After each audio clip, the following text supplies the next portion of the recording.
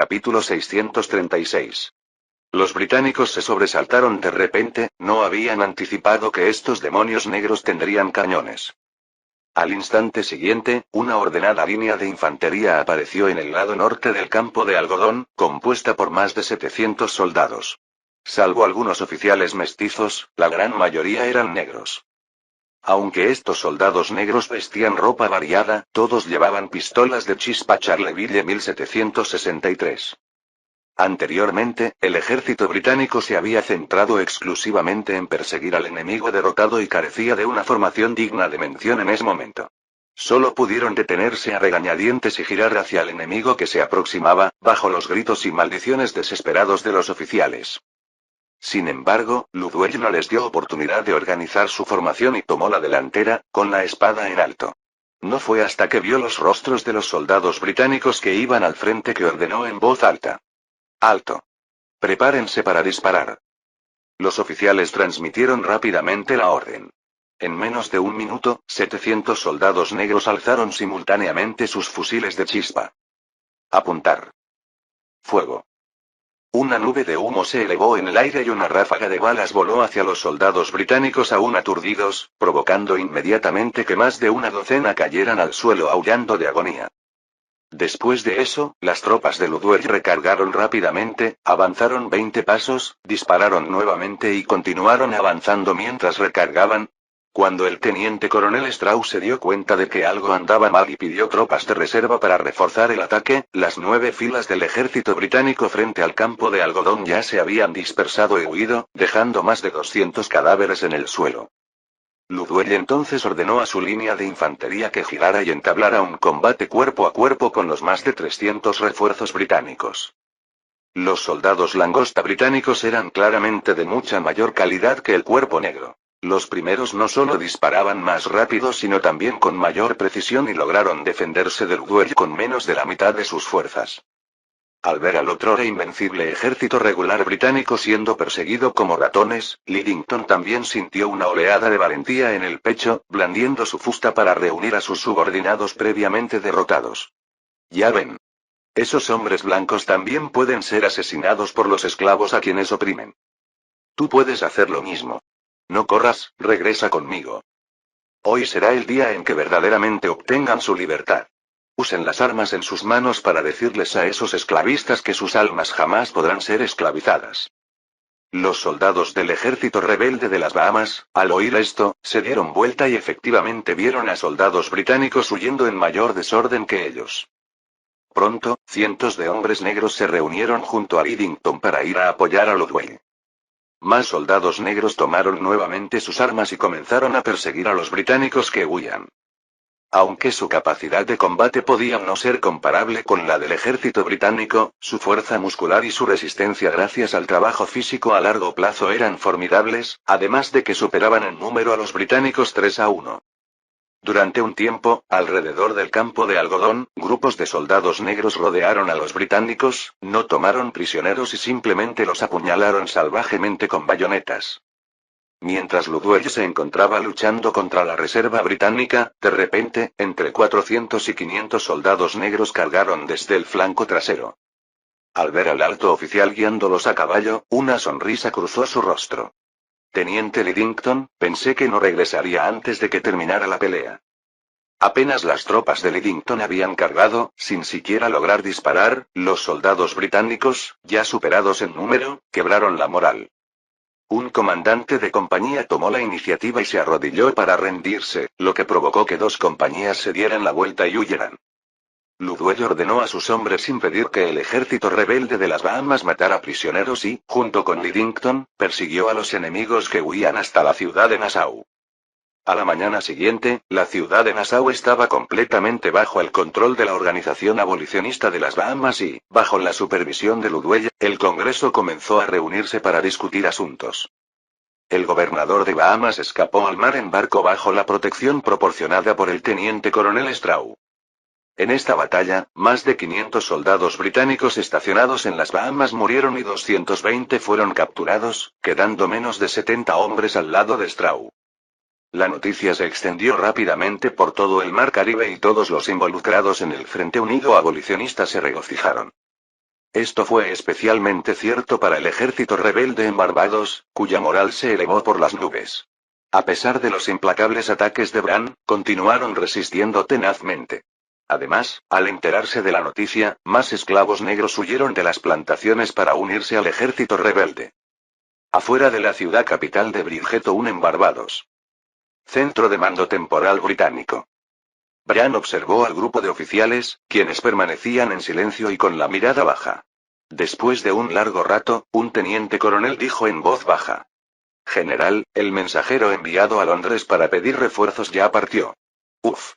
Además, matamos a más de 70 rebeldes esta mañana. ¿De qué sirve matar a unos cuantos demonios negros? Rugió Bran. Siempre surgirán más de las plantaciones. Straw, ese idiota, ahora que Bahamas ha declarado su independencia, ¿qué haremos? ¿Qué? Un oficial escocés dijo con cautela. General, solo necesitamos regresar a Nassau y podremos hacer desaparecer de inmediato esta República de Panamá. No. No me iré de Barbados esta vez. Bran apretó los dientes. Limpiaré este lugar de demonios negros y luego reclutaré a los lugareños para formar una fuerza de defensa y asegurar que semejante rebelión no vuelva a surgir. Pero, general, sobre Bahamas. No puedo preocuparme por eso ahora. El mayor escocés se levantó de nuevo y le dijo a Bran: General, tal vez podríamos pedir ayuda a los franceses. ¿Sabes de qué estás hablando? Escúcheme, general. Actualmente, el ejército francés en Santo Domingo se encuentra en un punto muerto en la fortaleza de Imagua con los rebeldes. De hecho, la fortaleza no necesita 6.000 soldados para defenderse. Si pudiera convencerlos de enviar la mitad de sus fuerzas a las Bahamas, al menos podríamos ganar algo de tiempo. ¿Por qué nos ayudarían los franceses? Seguramente los franceses también quieren recuperar Santo Domingo. ¿Podrías prometerles que nuestra fuerza expedicionaria les ayudará a lidiar con los demonios negros de allí? Creo que podrían considerarlo seriamente. Bran entrecerró los ojos ligeramente. Francia ya había sido derrotada por la población negra de Santo Domingo, sufriendo grandes pérdidas. Dado que las batallas navales aún no les favorecían, tal vez aceptaran esta sugerencia. De hecho, históricamente, aunque Inglaterra, Francia y España estaban enfrentados en Europa, inmediatamente se unieron contra los levantamientos negros en el Caribe, ejecutando al ejército rebelde varias veces. Los intereses de las tres naciones de la región están alineados. Sin embargo, Bran no sabía que el instigador del movimiento abolicionista caribeño no era otro que Francia, el país al que pretendía pedir cooperación. Después de un momento, finalmente asintió. Bien, dirígete a Santo Domingo inmediatamente y haz lo que sea necesario para persuadir a los franceses. Estados Unidos. En la frontera de Georgia y Carolina del Sur. Buck permaneció allí mirando a través de sus binoculares el campamento del ejército estadounidense, con el rostro lleno de amargura y ferocidad. Su ejército rebelde se había expandido a casi 5.000 hombres, y debido a la captura anterior de un arsenal de la milicia en Georgia, los soldados estaban bien equipados. Sin embargo, frente a él había más de 16.000 soldados estadounidenses, incluidos 5.000 de la recientemente formada Legión Americana, el ejército permanente más elitista de Estados Unidos. Capítulo 637. Un oficial negro con uniforme blanco dudó al ver la expresión de Buck, pero finalmente habló en voz alta. Gran Eugen, deberíamos evitar a estas tropas blancas. Son demasiado numerosas. Sería mejor adentrarnos en las montañas de Carolina del Sur o retirarnos al oeste. El Eugen al que se refería era el gran mago del vudú, la posición religiosa que Buck ahora ocupaba. Buck lo miró fríamente y le puso los binoculares en las manos, apuntando con fuerza hacia el campamento del ejército estadounidense y dijo con los dientes apretados: No puedo dejarlos atrás. El oficial no siguió la orden. Sabía que dentro de aquellas plantaciones habitadas por blancos estaban ahorcando a más de 200 personas negras, algo que había visto de cerca cuando dirigió un equipo de exploración el día anterior. Esos negros deberían haberse preparado para unirse al movimiento de Buck, pero antes de que pudieran salir de Carolina del Sur, fueron capturados y llevados de vuelta. Luego, el ejército estadounidense les ató las muñecas y los colgó de las ramas de los árboles. Estas personas ya llevaban 3 días colgadas, y al menos un tercio de ellas habían muerto, pero todavía había más de 100 personas luchando dolorosamente. Los blancos los colgaron deliberadamente frente al campamento para que su propio bando pudiera verlos fácilmente. Buck caminaba de un lado a otro con ansiedad y de repente se giró y agarró al oficial por el cuello. Me han colgado así antes. Sé lo doloroso que es. Juré al espíritu de la naturaleza acabar con todo ese tormento para los negros, matar a todos los blancos que nos torturan. El espíritu de la naturaleza me salvó. No morí. Ahora debo salvarlos también. Los soldados negros que los rodeaban inmediatamente siguieron rugiendo. Maten a todos los blancos. Rescatad a los que sufren. Buck miró a sus soldados con satisfacción y dijo en voz alta. Nuestros antepasados nos bendecirán, el espíritu de la naturaleza nos guiará. Los soldados se postraron uno tras otro, repitiendo sus oraciones. Buck liberó al oficial y dijo con voz grave. Hansen, lideraré un ataque desde el sur. Aprovecha el caos para infiltrarte en la plantación y rescatarlos. Luego nos retiraremos a las montañas del norte. Hansen miró en dirección al campamento del ejército estadounidense y finalmente asintió con calma. Sí, Gran Eugen.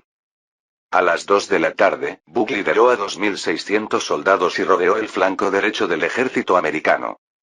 Entre sus tropas, muchos aún empuñaban machetes, no porque no tuvieran armas de chispa, sino porque no sabían usarlas. Apenas medio mes antes, habían estado recogiendo algodón bajo el látigo de los dueños de las plantaciones, pero ahora atacaban con determinación a los esclavistas por su libertad y la de sus compatriotas negros. El mayor general Anthony Wayne, comandante general de la Legión Americana, recibió rápidamente los informes de caballería y una sonrisa se dibujó en su rostro. Se dirigió a varios oficiales y dio una serie de órdenes.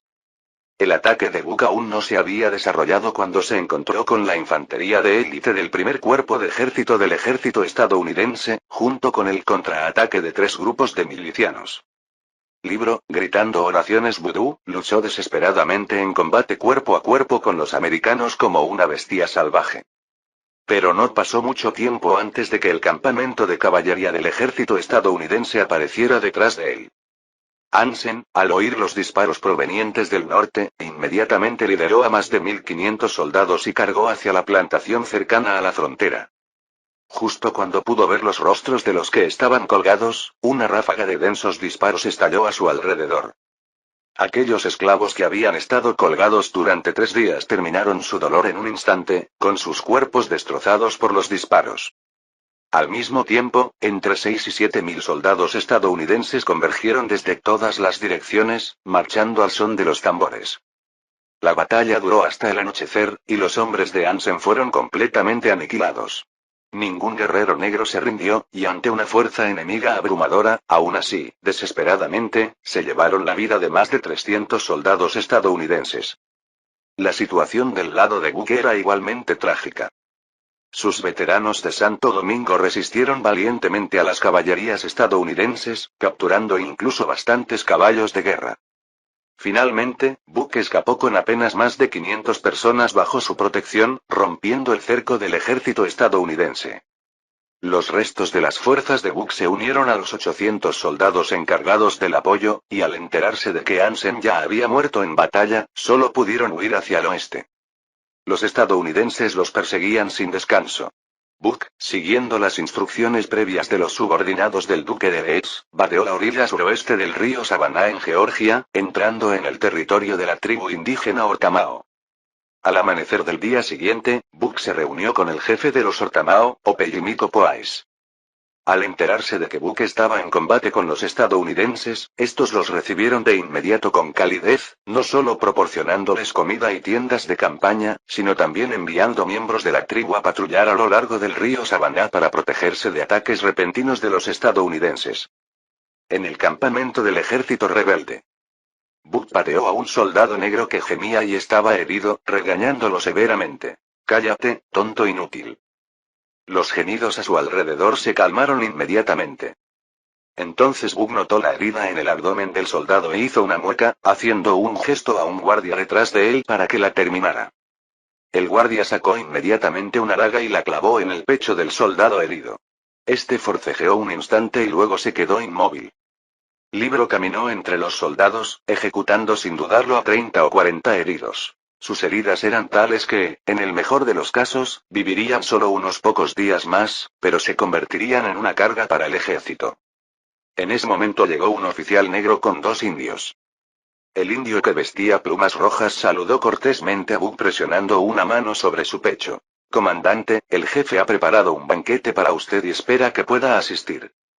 Buck era bastante inteligente. Durante su estancia en Estados Unidos, había llegado a comprender el inglés a grandes rasgos. Hizo una reverencia en respuesta. Gracias, jefe Opoais, sin duda asistiré al banquete. Poco después, escoltado por unos cuantos indios, Buck llegó a la aldea del jefe con más de una docena de oficiales.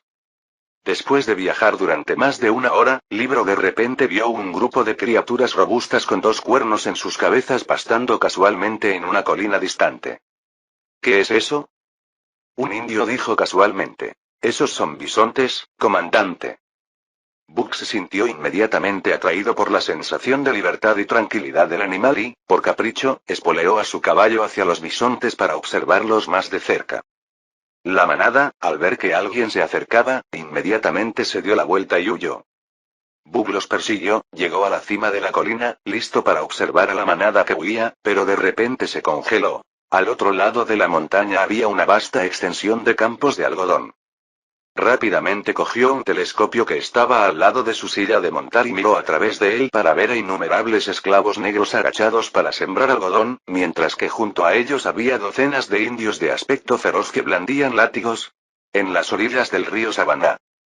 Varios oficiales estadounidenses cabalgaban uno al lado del otro, uno de ellos, un coronel de mediana edad, frunció el ceño hacia el otro lado del río y dijo: General Wayne, no puedo creer que realmente vayamos a colaborar con esos humildes indios. El mayor general Anthony Wayne sonrió. Si puede resolver nuestro problema con esos negros, ¿por qué no? Sinceramente, detesto a esa panda de salvajes. Han matado a muchos de nuestros hombres. En efecto, asintió Wayne, así que después de esta colaboración, eres totalmente libre de hacer lo que quieras.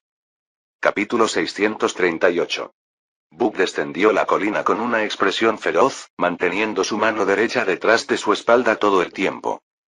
Cuando estaba a unos 10 pasos de los indios, de repente sacó su pistola y disparó al hombre que llevaba plumas rojas en la cabeza, luego gritó a sus oficiales que estaban abajo: «Mátenlos, rápido».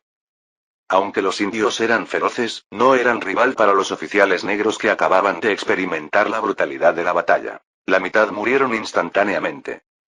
Los 6 o 7 hombres restantes resistieron unos minutos antes de que ellos también quedaran reducidos a cadáveres. Ante las miradas perplejas de sus subordinados, Buck señaló hacia la colina opuesta y dijo fríamente: «Estos malditos indios merecen ser maldecidos al igual que los demonios blancos». De hecho, estas tribus indígenas fronterizas con Estados Unidos ya habían comenzado a aprender la civilización y la ilustración de los occidentales. Habían aprendido a montar a caballo, a usar armas de fuego e incluso a establecer asambleas similares a las del Congreso entre sus tribus. Al mismo tiempo, también aprendieron la práctica de mantener esclavos. Los estadounidenses los masacraron y esclavizaron, y ellos, a su vez, esclavizaron a los negros.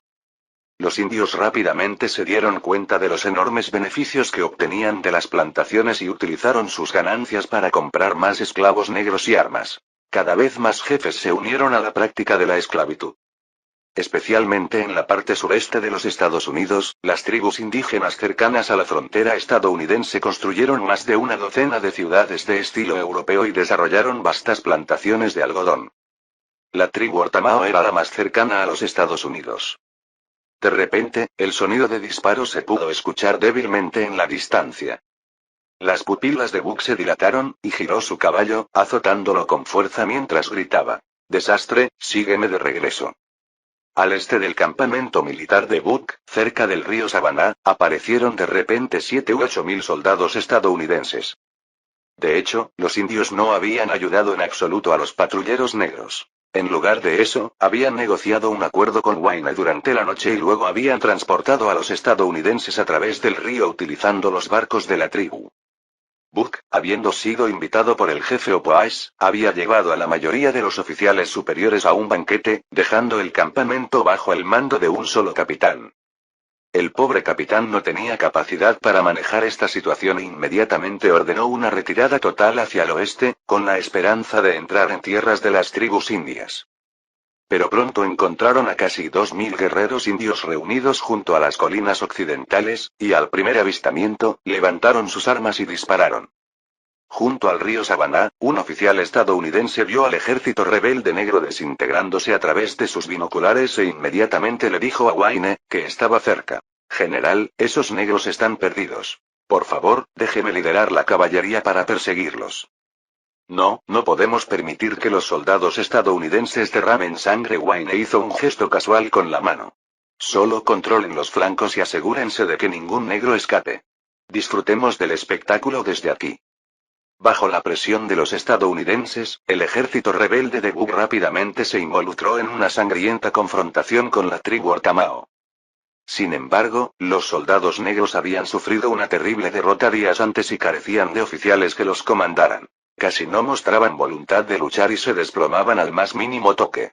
A pesar del caos, algunos contraatacaron desesperados, lo que provocó considerables bajas entre los indios. Después de más de una hora de intenso combate, más de 1200 miembros del ejército rebelde negro fueron asesinados, dejando solo 300 o 400 temblando y arrodillados en el suelo. El comandante de la tribu Ortamao, hijo mayor del jefe Opoais, contempló el campo de batalla, se limpió la sangre del rostro y se golpeó el pecho mientras gritaba con fuerza: «¡Ay!». Otros soldados indígenas también se unieron, gritando: «¡Ay!». A 5 kilómetros de distancia, el cuasi general Wayne oyó el grito y sonrió al oficial que estaba a su lado, diciendo: «Mira, el problema con los negros ya está resuelto, ¿verdad? Solo costó $30,000. Coronel Alet, yo me encargaré de los salvajes. Proceda según el plan». «Sí, general». El cuasi general Wayne llegó al borde del campo de batalla, miró los cadáveres dispersos y luego asintió al hijo mayor del jefe Opoais: «Lo hiciste muy bien, tan valiente como tu padre». «Oh, las pistolas de chispa y la ropa prometidas quedaron atrás. Envía a alguien a buscarlas. Ahora, volvamos a la tribu y celebremos juntos esta gran victoria». «Me complace cooperar con usted», dijo el indio con aire orgulloso. «Según nuestro acuerdo, los negros vivos pertenecen a nuestra tribu. No necesitamos esclavos de entre los muertos». Wayne apenas había terminado su frase cuando la docena de guardias detrás de él levantaron sus armas y dispararon hacia los indios, quienes mostraron expresiones de asombro. El hijo mayor del jefe se cayó del caballo, con la cabeza salpicada como una sandía aplastada, quedando la mitad atrás, con salpicaduras rojas y blancas por todos lados. El sonido de los disparos sirvió de señal, y los 5000 soldados estadounidenses que ya habían rodeado la zona se acercaron de inmediato. Los indios, que todavía recogían con júbilo las armas del campo de batalla o ataban y perseguían a los negros, estaban desconcertados y se quedaron paralizados, sin comprender lo que había sucedido. Sin embargo, los cañones de chispa de los estadounidenses no dudaron ante las órdenes de los comandantes y dispararon al unísono, destrozando a los indios y a los negros rendidos. En otro frente, en el asentamiento de la tribu Ortamao, el coronel Alet comandó 2 batallones de infantería que se desplegaron en las rutas de acceso y luego comenzó a bombardear el área tribal. La mayoría de los guerreros de la tribu Ortamao habían sido enviados a emboscar al ejército rebelde de Buck y se preparaban para celebrar su victoria cuando fueron atacados repentinamente. Los pocos cientos de jóvenes que quedaban, con los ojos enrojecidos por la ira, cargaron contra los cañones del exterior. Fueron recibidos con una descarga de rifles de chispa Brown Bess. No fue hasta que ya no hubo más indios que contraatacar que Alet ordenó a los soldados asaltar la aldea y capturar a todos los hombres, mujeres y niños. 3 días después, los titulares de periódicos como United States Gazette y American News decían: «El general Wayne reprime la rebelión de esclavos negros y recupera 70 millas de tierra en Georgia». En la plantación de la tribu Ortamao, Buck y sus oficiales mataron a más de 30 supervisores indígenas y condujeron a más de 130 personas negras que estaban dispuestas a seguirlo a los densos bosques del norte de Georgia. París. Joseph recibió noticias de América del Norte y del Caribe mientras se dirigía a Bretaña para asistir a la ceremonia inaugural del Mediterranean Light. Habían pasado más de 50 días desde la represión del levantamiento de Buck. Al mirar el informe que tenía en sus manos, frunció ligeramente el ceño. No esperaba que el movimiento del libro, en el cual había depositado grandes esperanzas, fuera resuelto por los estadounidenses con tanta crueldad. El daño que este incidente causó a Estados Unidos no fue significativo, lo que sugiere que una guerra civil podría no ser una posibilidad por un tiempo. Joseph suspiró al darse cuenta de que, para ese país ambicioso y lleno de potencial al otro lado del océano, sería necesario emplear otros métodos para seguir debilitándolo. Afortunadamente, las cosas marcharon bien del lado de Griso. Ahora, a excepción de Jamaica, toda la región del Mar Caribe había declarado su independencia una tras otra, y el movimiento de liberación negro se había convertido en una fuerza imparable. Capítulo 639. A finales de marzo, dada la situación caótica en la región del Mar Caribe, era seguro que la siembra de caña de azúcar de este año no se realizaría. Joseph recordó el informe sobre la siembra de remolacha azucarera presentado por el ministro de Agricultura hace unos días. La consultora agrícola ya había firmado un contrato con la iglesia, y una gran extensión de terreno eclesiástico había comenzado a ser reconvertida al cultivo de remolacha azucarera. Actualmente, la superficie de plantación de remolacha azucarera en Francia alcanzaba las 37.000 hectáreas, de las cuales casi 10.000 se estaban desbrozando de cereales previamente sembrados. Estaría lista para la siembra de remolacha azucarera en un mes como máximo. Francia poseía el clima y el suelo más adecuados del mundo para el cultivo de remolacha azucarera, por lo que el período de siembra era bastante flexible. Incluso si la siembra tenía lugar a principios de mayo, se aseguraba una buena cosecha. Con la inevitable escasez de la cosecha de caña de azúcar de este año en el Caribe, toda Europa probablemente dependería de la remolacha azucarera francesa para obtener azúcar. En cuanto a si una libra de azúcar se vendería a 3 o 5 francos, en realidad dependía del estado de ánimo de cada uno. Joseph luego centró sus pensamientos en el futuro panorama político de la región del Caribe. Dada la situación actual, la independencia de las diversas islas parecía inevitable. De hecho, debido a la distancia del Caribe al continente europeo y la dificultad para controlarlo, incluso sin su intervención previa, un movimiento independentista habría estallado en aproximadamente una década. En ese caso, Francia bien podría seguir la corriente, siendo la primera en reconocer la independencia de las naciones caribeñas y obtener beneficios políticos donde sea posible.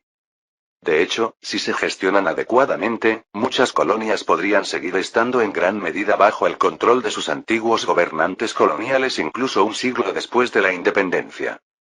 En cuanto a las tácticas específicas, controlar los recursos económicos vitales, apoyar a los gobernantes y cortejar a la nobleza, había muchos ejemplos a seguir de las generaciones futuras.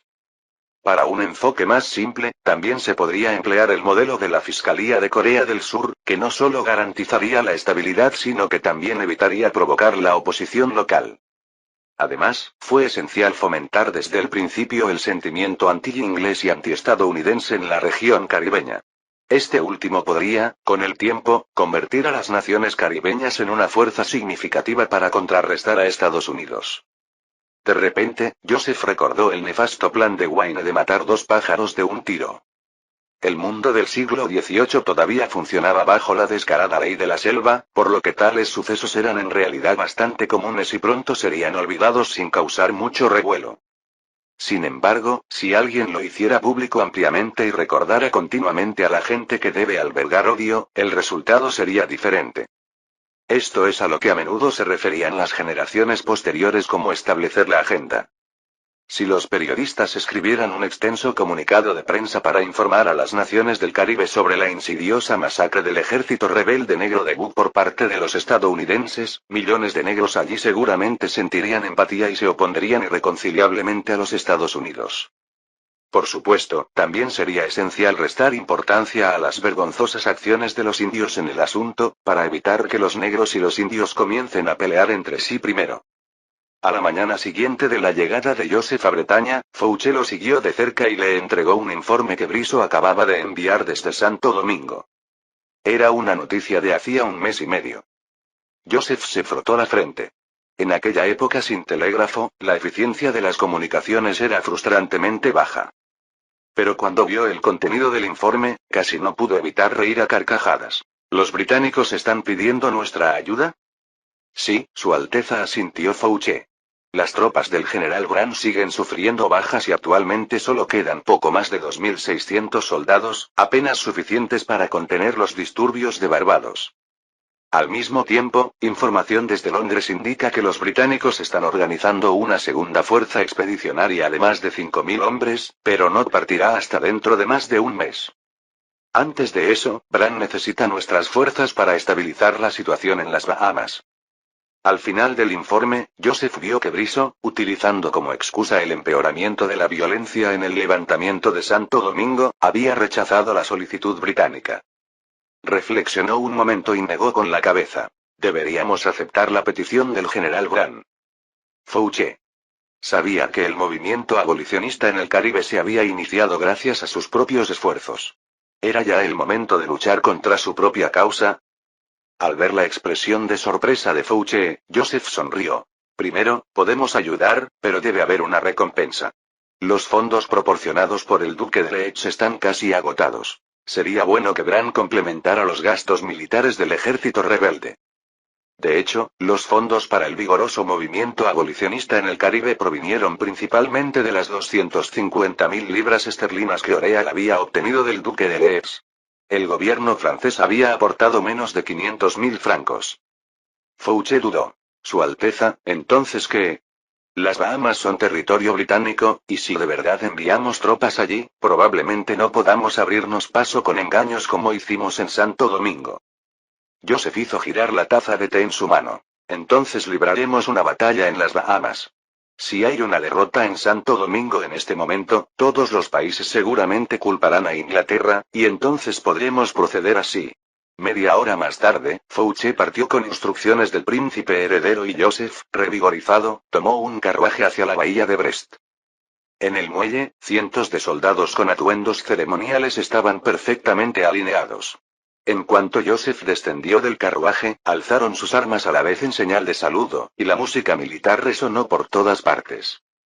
El marqués Castelli, ministro de Marina, junto con un grupo de oficiales y funcionarios del astillero, se adelantó.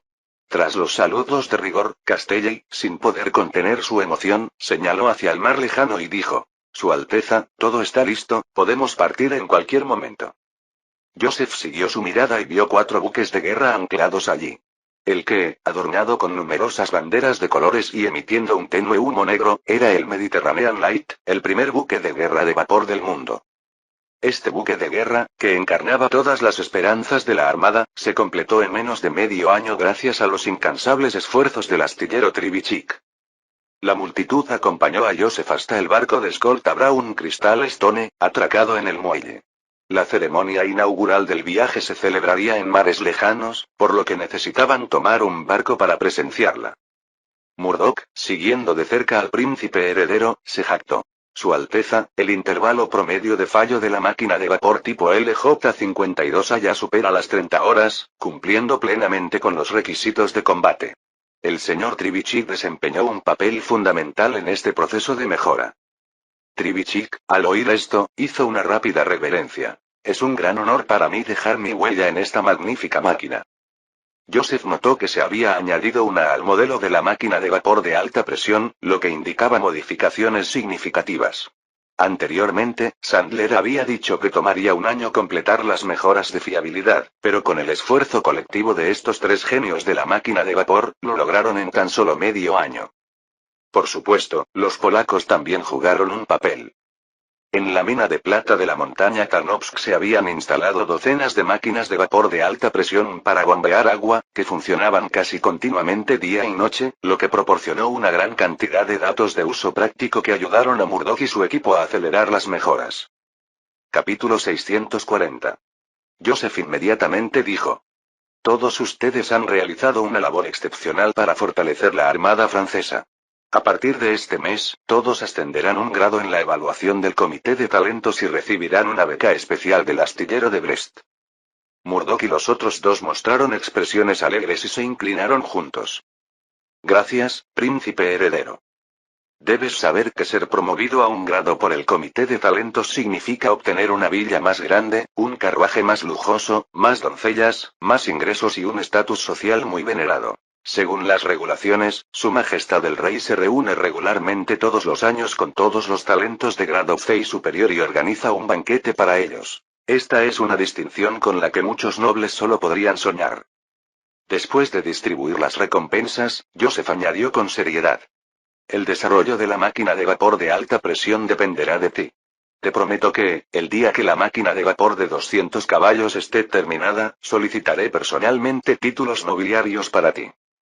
Murdoch y los demás volvieron a inclinarse rápidamente. Su Alteza, quédese tranquilo. No le decepcionaremos. Poco después, Joseph subió a bordo del barco de escolta Brown Crystal Stone y navegó hacia mar abierto, más allá del puerto. No muy lejos, el luz del Mediterráneo hizo sonar su silbato de vapor, mientras un espeso humo negro salía de la chimenea, claramente listo para zarpar. El primer evento fue una competición de velocidad entre el Mediterranean Light y un barco de vela con remos. Hasta entonces, un buque de pruebas equipado con un solo motor de vapor ya había dejado muy atrás al barco de vela con ruedas y un nuevo acorazado equipado con 2 motores de vapor dominaba totalmente. En menos de 15 minutos, el Mediterranean Light había abierto una distancia de más de 600 metros con su adversario, lo que estaba más allá del alcance máximo de un cañón de 24 libras. Esto significaba que si el luz del Mediterráneo pasaba por el costado de un barco enemigo, quedaría fuera del alcance del fuego de los cañones enemigos en no más de 15 minutos. Y eso fue contra un barco de vela con remos. Si fuera contra un acorazado de vela pura con arranque lento, probablemente escaparía del poder de fuego del enemigo en 10 minutos. Ya sabes, en esa época, los cañones de Animalisa eran notoriamente imprecisos y una batalla naval podía tardar varias horas en hundir un barco enemigo. 10 minutos casi podrían considerarse un momento fugaz. Joseph aplaudió con satisfacción por el desempeño del acorazado de vapor, pero para su sorpresa, el siguiente en competir contra el Mediterranean Light fue un enorme acorazado de tercera categoría, el Valiant. El barco de escolta de vapor parecía casi un pequeño juguete frente a un barco de tercera categoría que tenía más del doble de su tamaño. Joseph se volvió hacia el marqués Castelli. ¿Qué se pretende demostrar con esto? Combate real, Su Alteza, dijo el ministro de Marina, como usted dijo, con el apoyo táctico adecuado, nuestro nuevo acorazado sin duda puede defenderse de los acorazados en el Mediterráneo. Lo has hecho muy bien, elogió Joseph. Aunque la idea fue suya, la Armada había terminado el diseño táctico específico y entrenado a marineros capaces de ejecutarlo en menos de medio año, lo cual supuso una eficiencia absolutamente asombrosa. El largo silbido del barco de vapor atravesó el cielo mientras el Mediterranean Light tomaba la delantera, perdiendo casi instantáneamente de vista al enorme acorazado. El Valiant tardó bastante tiempo en alinear su proa con el barco enemigo, con las velas totalmente abiertas, pero el viento allí no era muy fuerte, lo que hacía que las velas colgaran perezosamente. El Mediterranean Light, manteniendo una distancia suficiente, aprovechó su ventaja de rápida maniobrabilidad para moverse velozmente frente a la proa del Valiant y luego lo cruzó directamente, orientando su propio costado directamente hacia la proa del oponente. Esta era una táctica típica de T-Bone. Los acorazados de esta época contaban con una gran cantidad de cañones en los costados, pero la proa y la popa solo contaban con unos pocos. Por lo tanto, si uno podía alinear su costado con la proa o la popa del enemigo, se creaba una situación de potencia de fuego unilateral. Los cañones de luz mediterránea rugieron, mientras el Valiant viró rápidamente su casco. Sin embargo, justo cuando su costado estaba a punto de virar, el barco de escolta de vapor aceleró de inmediato y se escabulló. Luego, el barco de escolta de vapor dio la vuelta, aprovechando su ventaja de velocidad absoluta para cruzar nuevamente frente a la proa del Valiant y abrió fuego una vez más. El ejercicio duró más de media hora, el Mediterranean Light mantuvo una posición dominante formando una postura T-bone y completando el disparo 4 veces, mientras que el Valiant no logró ni una sola andanada completa. Al finalizar el ejercicio, la chimenea del luz mediterránea expulsó una densa nube de humo y se alejó a toda velocidad. El acorazado de tercera categoría lo persiguió desesperadamente, pero ni siquiera logró alcanzar el humo del escape. Joseph se levantó nuevamente para liderar los aplausos, y otros oficiales de la marina y trabajadores de los astilleros también se unieron con entusiasmo con vítores y aplausos.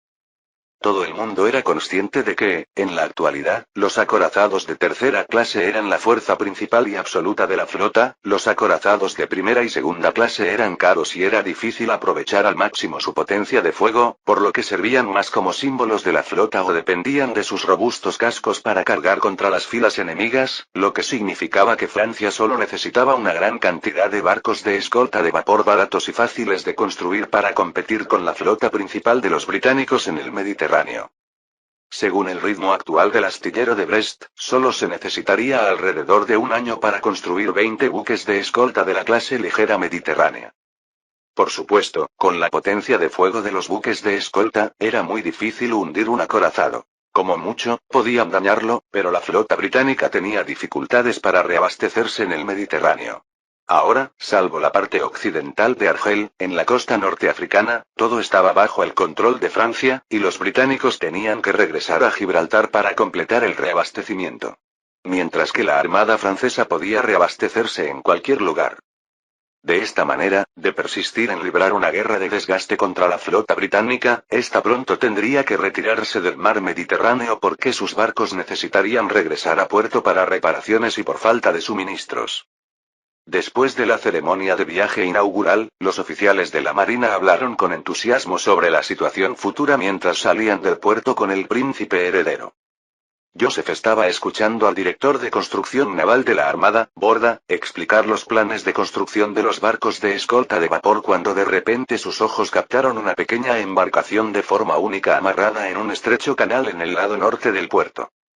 El barco tenía pocas velas dispersas, pero estaba equipado con una rueda de madera similar a una rueda hidráulica a cada lado del casco, y una chimenea estaba en el medio del barco.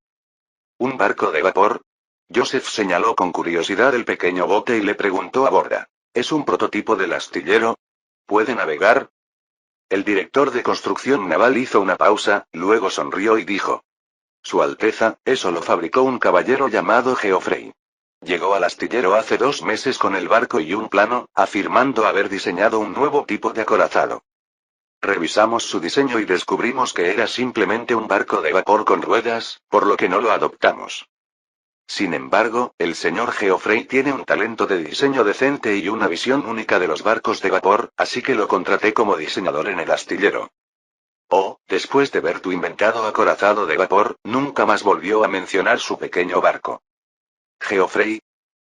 Joseph recordaba vagamente que en un documental que presentaba al padre de los barcos de vapor, Fulton, parecía que se mencionaba a un francés llamado Geoffrey, quien había construido con éxito un barco a vapor más de una década antes que Fulton, pero tuvo que darse por vencido porque las máquinas de vapor en Francia eran de muy mala calidad.